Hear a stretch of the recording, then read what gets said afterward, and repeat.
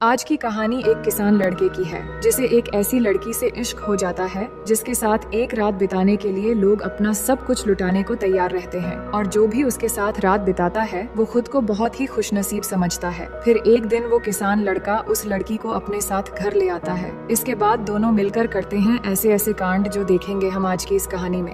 Hello दोस्तों, और कहानी की शुरुआत साल 1850 में कैलिफोर्निया के रॉकीज नाम के एक छोटे से शहर से शुरू होती है। यहाँ एंजल नाम की एक बेहद खूबसूरत लड़की रहती है, लेकिन वो एक ऐसी लड़की है जिसके साथ रात बिताने के लिए लोगों को लॉटरी के जरिए चुना जाता है। जिसका नंबर निकलता है वो खुद को बहुत खुशनसीब समझता है। अब यहाँ पर एंजल को देखते हैं जो मजबूर और लाचार नजर आती है। उसे अपने बचपन के दिन याद आते हैं जहाँ वो अपनी माँ नीना के साथ रहती थी, और उस दिन वो बहुत खुश थी क्योंकि उसके पिता एलेक्स उससे पहली बार मिलने आने वाले थे। पर जब एलेक्स आता है तो वो अपनी बेटी से सही से बात भी नहीं करता और उसे कमरे से बाहर जाने को कहता है और नीना से कहता है, तुम मेरे घर में सिर्फ रहती हो, लेकिन मैंने तुमसे शादी नहीं की और ना ही करूँगा। मैंने कहा था ये बच्चा मुझे नहीं चाहिए क्योंकि ये नाजायज बच्चा है। ये सुनकर नीना गुस्से में भड़क उठती है, जिससे एलेक्स भी गुस्से में आकर उसे बहुत मारता है और फिर वहाँ से चला जाता है। पर ये सब एंजल ने बाहर से सुन लिया था और अपने पिता का ये रूप देखकर वो रोने लगती है। फिर उसकी माँ बाहर आकर उसे समझाती है कि इसमें तुम्हारी कोई गलती नहीं है, मैं इस दुनिया में सबसे ज्यादा प्यार तुमसे करती हूँ। अब कुछ दिन बाद नीना को एलेक्स से एक खत मिलता है जिसमें लिखा होता है कि उसने उनके लिए सभी रास्ते बंद कर दिए हैं, उसने घर भी बेच दिया है और उनसे कभी ना मिलने का फैसला कर लिया है। इसके बाद नीना अपनी बेटी को लेकर घर छोड़ देती है और अपना गुजारा करने के लिए अपने सारे गहने बेचने के लिए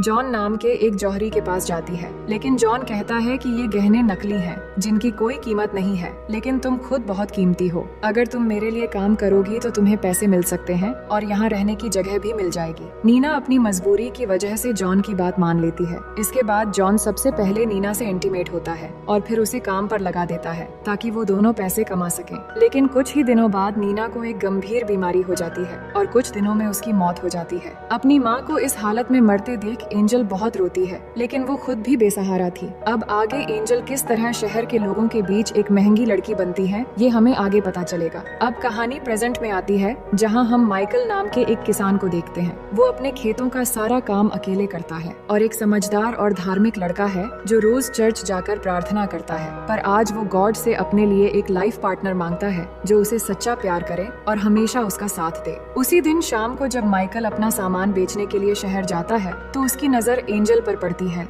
जो घूमने के लिए बाहर निकली थी, और पहली ही नजर में एंजल उसे बहुत अच्छी लगती है। माइकल अपने दोस्त से एंजल के बारे में पूछता है तो वो बताता है कि एंजल इस शहर के एक पैलेस में रहती है और वो यहाँ की सबसे खूबसूरत और महंगी लड़की है जिसके साथ रात बिताने के लिए लोगों की लाइन लगी रहती है। ये सुनकर माइकल को अजीब लगता है, लेकिन वो सोचता है कि चाहे उसका बैकग्राउंड कुछ भी हो, एक बार उससे जरूर मिलना होगा। अब शाम को जब एंजल की एक शिफ्ट खत्म होती है तो वहाँ की बॉस डचेस का एक बॉडीगार्ड आता है जो हर शिफ्ट के बाद कमाई लेने आता है, लेकिन उसे कमाई कम लगती है, इसलिए वो एंजल से बदतमीजी से पूछता है, तुमने और सोना कहाँ छुपाया है? एंजल भी गुस्से में आकर उसे गालियाँ देती है, जिसके बाद वो उसे पीटना शुरू कर देता है और उसे बाथटब में डुबोने लगता है। तभी डचेस वहाँ आकर उसे रोकती है और बॉडीगार्ड से कहती है, अगर एंजल को एक खरोंच भी आई तो नीचे खड़े लोग तुम्हें नहीं छोड़ेंगे। अब गुस्सा छोड़ो और जल्दी उसे दूसरे शिफ्ट के लिए तैयार करो। थोड़ी देर बाद एंजल फिर से अपने काम के लिए तैयार होती है और इस बार माइकल उससे मिलने आता है। एंजल उससे पूछती है, मैं तुम्हें कैसे खुश कर सकती हूँ? तो वो कहता है, मैं तुमसे सिर्फ बात करने आया हूँ, मैं दूसरों की तरह नहीं बल्कि एक किसान हूँ और अपने फार्म पर काम करता हूँ। फिर वो एंजल को शादी का प्रपोजल करता है, लेकिन एंजल ये सुनकर हंस पड़ती है और कहती है, ये इस हफ्ते का 5वां प्रपोजल है। मेरे पास ऐसे कई लोग आते हैं जो मीठी मीठी बातें करते हैं। अब माइकल का समय खत्म हो जाता है और एंजल उसे रूम से बाहर निकाल देती है, लेकिन अगले दिन माइकल 2 गुना पैसे देकर एंजल से फिर मिलने आता है। वो एंजल से कहता है, मुझे पहली नजर में ही तुमसे प्यार हो गया था और मैं चाहता हूँ कि तुम मेरे साथ चलो, हम शादी करके हमेशा साथ रहेंगे। एंजल उसकी बातों को सीरियसली नहीं लेती है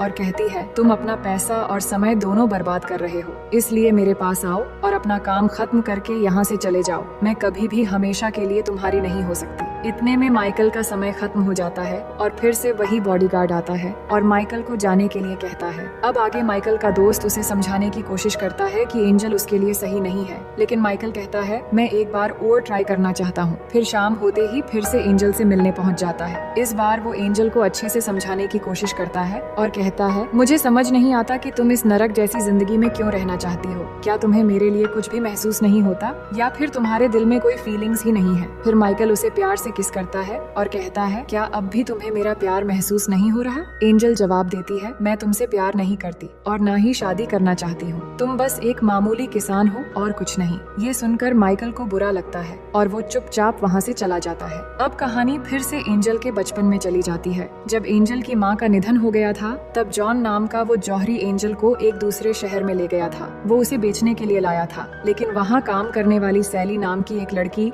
जॉन से रिक्वेस्ट करती है कि इस लड़की को कहीं और ले जाओ, ये जगह उसके लिए सही नहीं है। लेकिन जॉन नहीं मानता और एंजल को बॉस के कमरे में ले जाता है। थोड़ी देर बाद यहाँ का बॉस ड्यूक आता है। फिर जॉन कहता है इस लड़की को ले लो और मुझे मेरा पैसा दे दो, लेकिन ड्यूक के इशारे पर उसके आदमी जॉन को मार देता है। ये देखकर एंजल डर जाती है, लेकिन ड्यूक कहता है अब से तुम मेरे लिए काम करोगी, और इस तरह वो एंजल को डरा धमका कर वहाँ रख लेता है। कुछ सालों में जब एंजल बड़ी हो जाती है तो ड्यूक उसे इस काम में लगा देता है। एंजल के दिल से अब डर नाम की चीज खत्म हो चुकी थी और उसे विश्वास हो गया था कि दुनिया के सारे मर्द एक जैसे होते हैं, लेकिन फिर भी वो मजबूर थी। अब एक दिन वहाँ पर एलेक्स आता है, पर वो नहीं जानता था एंजल उसकी बेटी है। फिर जब एंजल को लेकर कमरे में जाता है तो वो उसे अपनी सच्चाई बताती है, जिससे एलेक्स को एहसास होता है कि उसी की वजह से उसकी बेटी की जिंदगी बर्बाद हो गई है। इसलिए वो खुद को दोषी मानते हुए आत्महत्या कर लेता है। इसी बीच सैली एंजल को कुछ पैसे देकर वहाँ से भागने में मदद करती है। जब ड्यूक को ये पता चलता है तो वो गुस्से में सैली की हत्या करवा देता है। एंजल को एक शिप पर बैठते हुए दिखाया जाता है, जिससे वो शहर से दूर जा रही होती है। शिप में कुछ और लड़कियां भी होती हैं जो उससे बातें करती हैं, लेकिन जब एंजल दूसरी शहर रॉकीज में पहुंचती है तो वो लड़कियां उसे पीट कर बेहोश कर देती हैं और उसके पैसे चुरा लेती हैं। इसके बाद डचेस नाम की एक औरत ने उसे बचाया और अपने पैलेस में लाकर उसे धंधे पर लगा दिया था। अब कहानी प्रेजेंट में आती है, जहाँ एंजल की तबीयत खराब हो जाती है। उसकी दोस्त के पूछने पर वो जवाब देती है कि वो माइकल के बारे में सोचते सोचते कमजोर हो गई है। अब उसने तय कर लिया है कि वो ये काम छोड़ देगी। उसने अपने सारे पैसे डचेस के पास सेफ रखे हुए थे, इसलिए वो डचेस से अपने पैसे मांगने जाती है। लेकिन डचेस कहती है यहाँ से जाने के बाद तुम क्या करोगी? मैं तुम्हें यहाँ अच्छा खाना, कपड़े और रहने की जगह देती हूँ, बाहर तुम्हें क्या मिलेगा? लेकिन एंजल ने अपना मन बना लिया था। वो कहती है मेरे पैसे मुझे दे दो। इस पर डचेस गुस्से में आ जाती है और कहती है मैं तुम्हें कुछ भी नहीं दूंगी। एंजल को भी गुस्सा आ जाता है और वो डचेस पर चिल्लाने लगती है। इसके बाद डचेस अपने आदमी को बुलाती है और कहती है एंजल को सबक सिखाओ, जिसके बाद वो आदमी एंजल को ले जाकर बहुत मारता है। उसी रात माइकल को सपना आता है कि एंजल के साथ कुछ बुरा हो रहा है। अगली सुबह वो पैलेस पहुंच जाता है और देखता है कि एंजल की हालत बहुत खराब है। उसे बहुत गुस्सा आता है और वो डचेस से कहता है अब मैं इसे यहाँ से लेकर जा रहा हूँ। लेकिन डचेस कहती है एंजल पर मेरा कर्ज है और कर्ज चुकाए बिना वो कहीं नहीं जा सकती।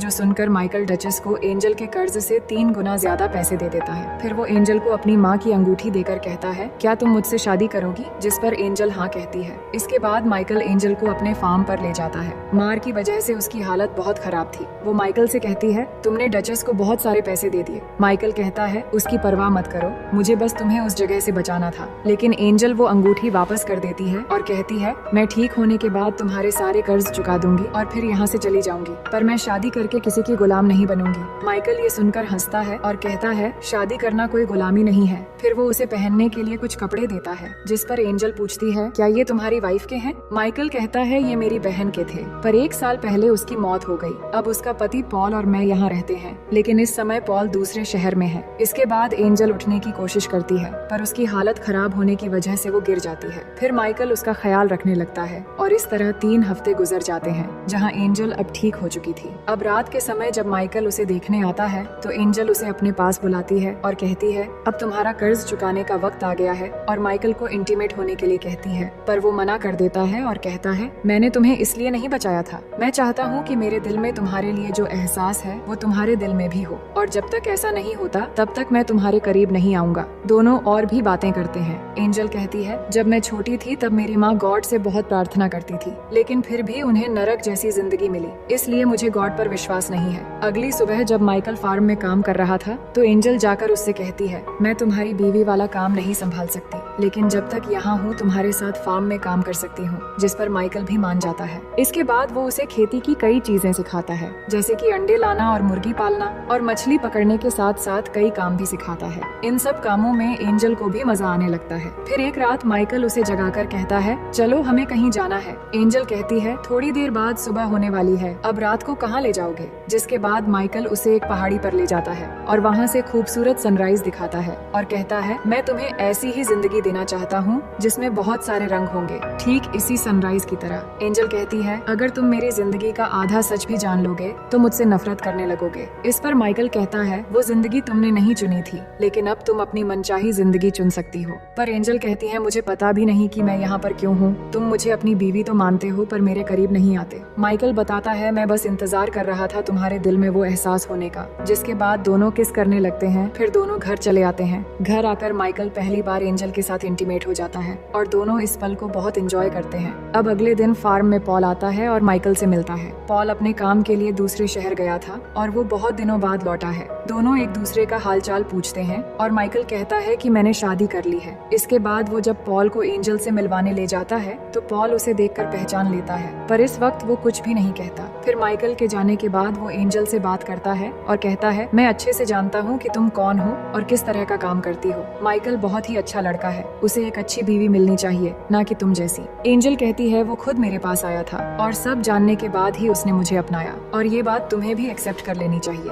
लेकिन पॉल नहीं मानता और यहाँ से माइकल के पास जाता है और एंजल के बारे में बताने लगता है कि वो एक घटिया लड़की है और उसके बारे में उल्टा सीधा बोलने लगता है। तो माइकल उसे एक पंच मार देता है और कहता है, अगर तुम मुझे भाई जैसा मानते हो तो एंजल को भी एक बहन जैसी माननी पड़ेगी। फिर उसे सॉरी भी कहता है और समझाता है, तुम चाहो तो शहर जाकर एक नया बिजनेस शुरू कर सकते हो और पहले की तरह अच्छे से जी सकते हो। नेक्स्ट सीन में एंजल और माइकल को एक साथ देखते हैं। माइकल कहता है, अगले दिन पॉल शहर जा रहा है और उनके बीच जो हुआ वो भी बताता है। फिर एंजल के पास आकर कहता है, मुझे तुम्हारे साथ पूरी जिंदगी बितानी है। मैं चाहता हूँ कि हमारे बच्चे हो और हम पूरी जिंदगी खुश रहे। पर एंजल माँ नहीं बन सकती थी और ये बात अब तक माइकल को नहीं पता थी। अब यहाँ पर हमें एंजल का पास्ट दिखाया जाता है कि वो एक बार प्रेग्नेंट हो गई थी और ऐसा फिर से न हो, इसलिए ड्यूक ने एक डॉक्टर को बुलाया और जबरदस्ती एंजल को पकड़कर उसका अबॉर्शन करवा दिया ताकि वो कभी भी माँ न बन पाए। अब दूसरे दिन से एंजल फार्म के सारे कामों को अच्छे से करने लगती है और उसने फिशिंग करना भी सीख लिया था, क्योंकि वो कहीं न कहीं माइकल के प्यार को समझने लगी थी। पर अभी भी वो खुद को दोषी मान रही थी, क्योंकि उसके अतीत की कड़वी सच्चाइयों के बारे में माइकल को कुछ नहीं पता था, इसलिए वो खुद को माइकल के काबिल नहीं मान पा रही थी। फिर वो दोनों एक रास्ते से गुजरते समय कुछ लोगों को देखते हैं। वो एक फैमिली थी और उनकी माँ एलिजाबेथ प्रेग्नेंट थी। उनका अपना घर नहीं था और वो किसी दूसरी जगह रहने के लिए जा रहे थे। तो माइकल और एंजल उनका ख्याल रखने के लिए उन्हें घर ले आते हैं और उन्हें खाना देते हैं। वो उनकी बहुत शुक्रगुजारी होते हैं और उनकी मरियम नाम की एक बड़ी बेटी भी थी, जो एंजल से पूछती है, तुम और माइकल कैसे मिले थे? तो वो उसे बता देती है कि वो पहले क्या थी और किस तरह वो मिले थे, और इसी बीच दोनों अच्छे फ्रेंड्स बन जाते हैं। अब ऐसे ही समय गुजरने लगती है और एलिजाबेथ एक बेटे को जन्म देती है, जिससे सभी बहुत खुश होते हैं। माइकल और मरियम दोनों मिलकर उस बच्चे का ख्याल रख रहे थे, जो देखकर एंजल को लगता है कि मरियम और माइकल की जोड़ी बहुत ही अच्छी रहेगी। फिर रात को मरियम के पिता सबको बताते हैं कि उन्होंने पॉल से कुछ जमीन खरीद ली है और अब वो सब मिलकर यही रहेंगे। अगले दिन जब माइकल और एंजल खेत में होते हैं तो एंजल कहती है, मरियम बहुत ही प्यारी लड़की है और तुम दोनों की जोड़ी बहुत अच्छी लगेगी। इस पर माइकल कहता है, मैं सिर्फ तुमसे प्यार करता हूँ और हमारे बीच कोई भी नहीं आ सकता। इसके बाद एंजल उसे वो सच बता देती है कि ड्यूक ने एक डॉक्टर से जबरदस्ती उसका ऑपरेशन करवाया था, जिससे वो अब कभी भी माँ नहीं बन सकती। मगर माइकल कहता है, तुम जैसी भी थी इससे फर्क नहीं पड़ता, मैं तुमसे बहुत प्यार करता हूँ और ये कभी भी नहीं बदलेगा और हमें कभी भी उम्मीद नहीं छोड़नी चाहिए, क्योंकि कभी भी कुछ भी हो सकता है। पर एंजल ने ये मान लिया था कि ऐसा कुछ भी नहीं होगा, ना वो कभी माँ बन सकती है और ना ही माइकल की एक अच्छी बीवी।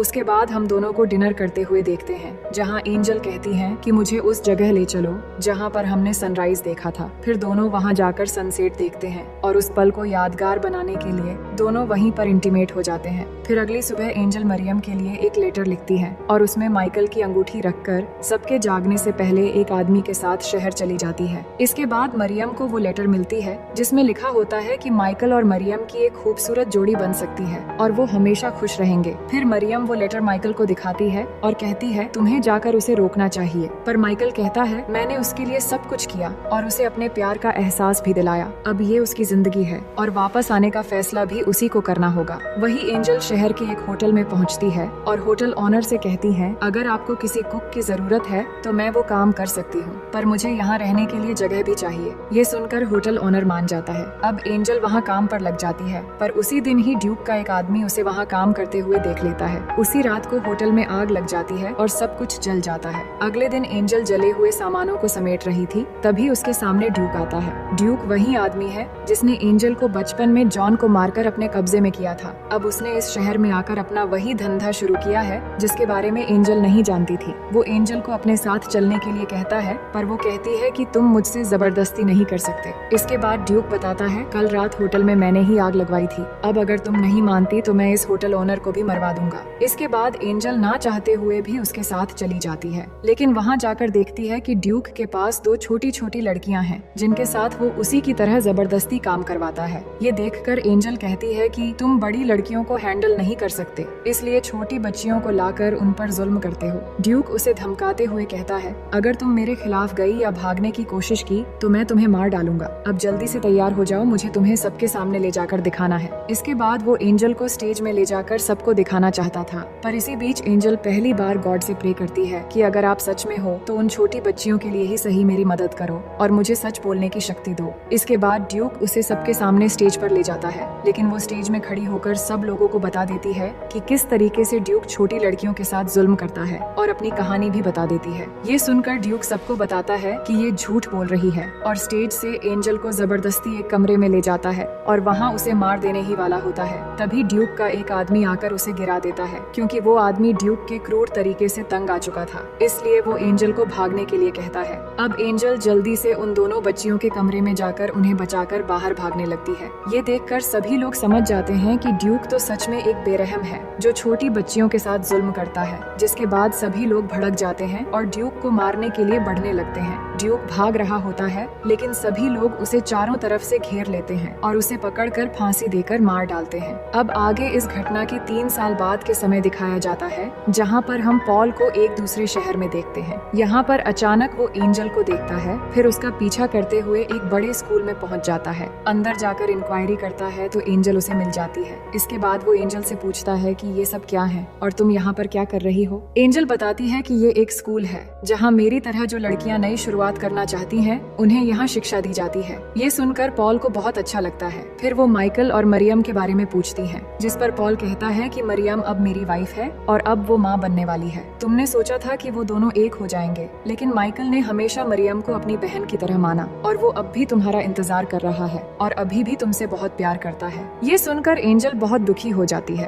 क्योंकि वो चाहती थी कि माइकल एक नेक लड़की के साथ अपनी जिंदगी बिताए। इसके बाद पॉल उसे वापस चलने के लिए रिक्वेस्ट करता है और कहता है मैं 4 बजे यहाँ से जाने वाला हूँ, तुम चाहो तो मेरे साथ चल सकती हो। दूसरी तरफ हम माइकल को देखते हैं जो अपने खेतों में काम कर रहा होता है। तभी वो एंजल को देखता है कि वो वापस आ गई है। एंजल उसके पास आती है और अपना असली नाम बताती है कि मेरा नाम सारा है, जो मैंने आज तक किसी को भी नहीं बताया। मैं सिर्फ ये कहने आई हूँ कि मैं तुमसे बहुत प्यार करती हूँ और मैंने जो भी तुम्हारे साथ किया उसके लिए मुझे माफ कर देना। मेरी वजह से तुम्हें बहुत तकलीफ हुई है। माइकल कहता है इन्हीं तकलीफों की वजह से हमें ये खूबसूरत पल मिला है और अब हम एक साथ हैं। फिर वो अपनी माँ की रिंग जो अब तक उसने संभाल के रखा था वो एंजल को दे देता है और अपनी जिंदगी में उसे वेलकम करता है। इसके बाद दोनों बहुत खुश होते हैं और एक दूसरे को किस करने लगते हैं। इसके बाद हमें कुछ सालों बाद का सीन दिखाया जाता है जहाँ माइकल फिशिंग कर रहा था। तभी वहाँ एंजल आती है और हम देखते हैं कि एंजल प्रेग्नेंट है और उनका एक छोटा सा बेटा भी है, यानी कि एंजल अब ठीक हो गई है। और इसी के साथ कहानी यहीं पर खत्म हो जाती है। तो दोस्तों मैं उम्मीद करती हूँ कि ये कहानी आपको बेहद पसंद आएगी।